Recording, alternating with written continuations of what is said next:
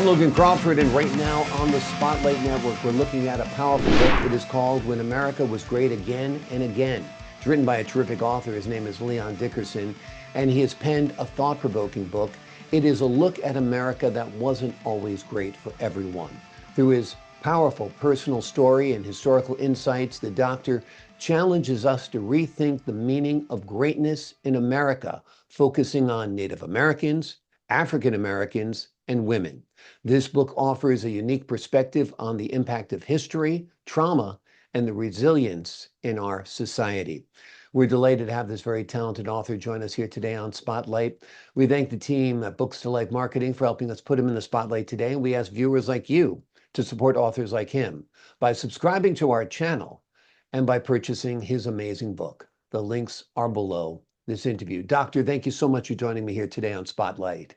Thank you for having me. It's a pleasure. This is a timely book. It begs the question, of course, after Trump's big victory, just recently, make America, when America was great again and again, like you said, quite a few people were left out, right? Mm-hmm. That's your inspiration for the book, basically looking at people who've been oppressed and really not have been delivered the American dream as promised? Yes, I am in a way, but I'm looking at it from a microscopic perspective. There's one person, because there's an autobiography. Someone might ask, well, who are you? Okay, well, I'm a person who sort of survived through the maze, the system of the so-called American Great Dream. Yeah. Like I said, in my introduction, that it wasn't so great for all of us. And I'm not angry at people. I'm not talking about people. I'm talking about, when you see a crowd of people and we label them, poverty and drug and things of that nature. Pick out one person and go through that person's head to see how that person is experiencing, okay, life inside of that title that we give people. Yeah. So the thought of going public with this happened when I was graduating from New York University. I was getting a doctorate back in 1994. Okay, and James Earl Jones was the keynote speaker, and he was talking about the virtues of giving back and all the good things that we do now that we have this doctorate. And I realized then that when I walked out of that ceremony, I would be Dr. Leon Dickerson, which would be sort of like a cover for my reality, from the reality of what I've gone through to get here. So usually when we make it or become successful, we usually conceal and we usually hide, okay, our experience, whether it be poverty, drug addiction, and all those things. I thought I wouldn't do that. I thought that to really help and to be, as James Earl Jones was aspiring to give back, I felt like giving back would be to open up and let people see how I did it, how I made it. So that one person maybe, or that one young lady that's getting ready to throw the towel in would say, no, if this guy can do it, I can do it. Yeah. I would think your success story is similar to a lot of people's success stories who have faced oppression, and that is education was instrumental, correct? Correct. Correct. That was basically one of the few ways out of poverty, of the system of the criminology, connected to drug addiction and all of the things that these are like booby traps that we get caught up in, okay, in our neighborhoods or in our communities, okay, where we don't have the money. Like I live upstate now. I grew up in Harlem. Okay, so I was managed to get to a better place for my family, for my kids to go into good schools. You probably remember Briarcliff Manor, okay, Botanical Hills, so that I was able to afford my kids. But I felt that, my story, okay, would be very meaningful for people who are caught up in the same level of despair that I've suffered. And let me add, since I've gotten this doctorate, this PhD, two people that I know, okay, have gone on to get their doctorate. And I know where they were coming from. Well, if he can do it, if this guy can do it, I can do it. And so that's the feelings that I would like to inspire with the book. Let's talk a little bit about this recent election because your book is called When America Was Great Again and Again. Um, do you feel that the Make America Great Again movement is racist at its core? Um, it seems like, at least during 2020, some people felt that way. It seems like it was a broader message this time because quite a few African Americans and women's and Latinos did support Donald Trump's presidency. So I just wanted to get your perspective on it. I don't believe it is. I don't believe it is for the manner in which I suffered, racism, because I'm 77 years old. Hmm. And I grew up during an era called Jim Crow. Yeah, Where there were bathrooms for coloreds, bathrooms for whites, sitting on back of buses, yeah, and so I've experienced that. yeah, So I'm not seeing it as racism per se. Okay, right. although the system might lean more toward one group than the other. Mhm. Okay, my story is about racism, which may be designed to keep a people down, cannot keep one person down. Yeah, In other words, this one person, Dr. Dickerson, walked one day into New York University and enrolled in a doctorate program. Okay, and so the first day of class, out of 36 new students, I was the only Black male in the class. And this is New York City. yeah. Okay, so what that says is so many of us didn't get there. Mhm. Okay, and if you ask me, because I went through it with Leon, what happened to all the other Black guys? I would say, well, drug addiction, which almost killed me. The gangs, the violence. Some of them, most of them may be in jail, Yeah, and quite frankly, like many of them have died from cirrhosis of liver because you just can't drink cheap wine for 20 years right. and live. So somehow I escaped that Mm. maze, of booby traps, so to speak. Yeah, So when you look at the election, of course, I thought, Kamala was going to win. A lot of folks thought that. yeah, Okay, you see, okay, now, but what's happening now has to do with experience. I'm looking more toward, when Donald Trump appoints people to these different positions now. Okay, now I'm looking at, can they do the job? I'm looking at expertise. I'm looking at, how are we going to run this thing? right. Okay, okay, so the days of rebelling, in terms of like saying, I walk with Martin Luther King, okay, or I walk with, some of the civil rights, leaders of the day, okay, because now we're fighting and we're arguing for our rights. Okay, Right. I think we should continue to argue, for our rights, Absolutely. but as a country, okay, we need to really come together, okay, and understand, okay, that we're all in the same boat. We might think differently, but we're all in the same boat.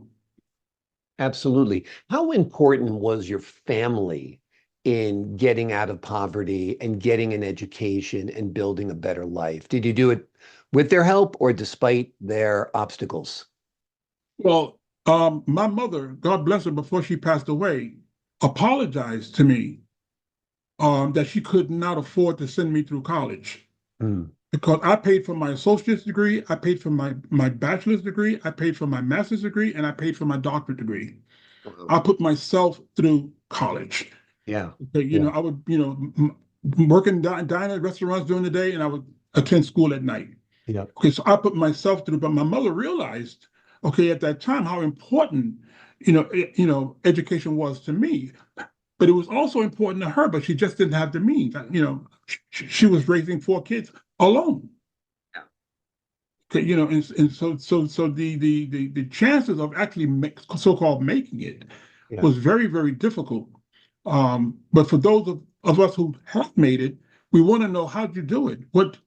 And my book, sort of exposes the reality of what I went through, how I thought. Yeah. You want to know, well, what was the guy thinking? Back in 1968. When you had a choice, there was two types of movements going. There was the civil rights movement, and then there was the militant movement, Mhm. the Yep. Black Power movement. Yep. Black Oh, Panthers and so forth. remember Yeah. that? Okay, Yep. so if you were like into civil rights, nonviolent movement, then you were going to be on Dr. King's Right. side.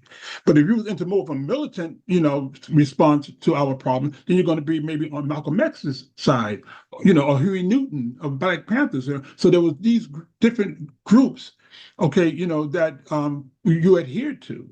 Okay, but one thing that was kind of interesting about these groups during those days, they were asking America for something. We weren't talking about taking anything. We was give us this and give us our rights and give us freedom. Give us, we were always in the process of asking the government, which meant that there was a respect, okay, for the government, as having the power to give or not give.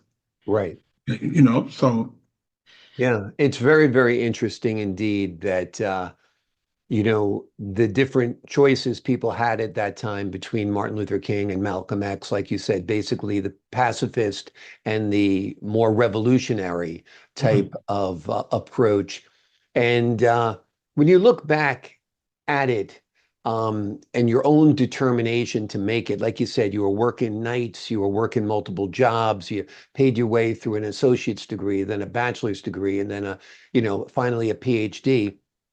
Where did you find that wherewithal to succeed when others are taking like more of an easy way out by saying, hey, this can't be done, it's too hard, blaming society, but you found a way to succeed, even though society might have put roadblocks in your way at times, and even though you weren't born into a family of affluence that could, pave your way. What was it about you that made you so strong that you forged your own way? Were important people in my life, both black and white in my life. Okay. There was a fellow by the name of Russell Battaglia, who was the director of the Boys Club in my community. Okay. There was Gordon Duffy, which was a person from England who picked up and saw that I could maybe do some acting. And he put me on stage for a bit. And they were applauding me. They were saying, you can make it. Okay. And so when I finally, got started in this, in this journey, I noticed that as I moved forward, as I got the, let's say as I got the associate's degree, and as I accomplished things, when I began to like sort of look back and say, well, when I got like sort of overwhelmed, when I looked back, I didn't see anything back there. Okay, it was like an abyss. Like if I stopped moving going forward, I would fall into this never-ending, abyss. And so I just kept going. Right. And that's why when I finally got to the commencement exercises, in 1994, getting the doctorate degree, I realized how far I had come, and also what it meant. I'm Leon to people. I'm not into the, Dr. Dickerson, Dr. Because, but that title represents a victory. Okay, that I have to, I'm a Christian, so I give it over to God. It was my belief and my love of Christ, that helped me through. Okay, and it's my love of Christ right now that helps me to see everybody, as potential Christians. So there's no hatred in my heart. Yeah. As when you read my book, okay, you can see that at one point Leon didn't think that way. Right. At one point I was angry. At one point I was out there, carrying on. Right. So but I think we should read that. I think that should not be hidden from people. No, Okay, because I don't want my friends, and I have a lot. Okay, and I know this sounds cliche. Some of my best friends are white. Right. Okay, but some of my best friends are white. Okay, and I enjoy these relationships. Okay, underneath this veneer. Okay, Right. of all this other crazy stuff that's going on. Right. Okay, and I think I'm talking for both sides. Sure. And also there's a difference between systemic racism and individualized racism. You know what I mean? Exactly. I think the system is still racist, unfortunately. Laws need to be changed, organization needs to be changed, Certainly. governmental agencies need to be changed. Certainly the court system is a bold example of where there is a lot of inequity still. And that traps a lot of people too. You get busted, you get caught up in the criminal justice system, you go to jail, you can't go to work, it's a nightmare. Yes. And I think your book is shining a light on a lot of the inequities and the opportunities in America. The name of the book is When America Was Great Again and Again. It's written by Dr. Leon Dickerson. It is a thought-provoking look at America that wasn't always great for everyone. Through his personal, powerful story and historical insights, the doctor challenges us to rethink the meaning of greatness in America. He focuses on Native Americans, African Americans, and women as well. It's a powerful book. It's a memoir put in historical context, and it is a must read. Doctor, thank you so much for joining me here today on Spotlight. Thanks for having me. Had a good time. I had a great time talking to you as well, sir. To the folks at home, I'm Logan Crawford, thanking you for your time this time. Until next time on Spotlight.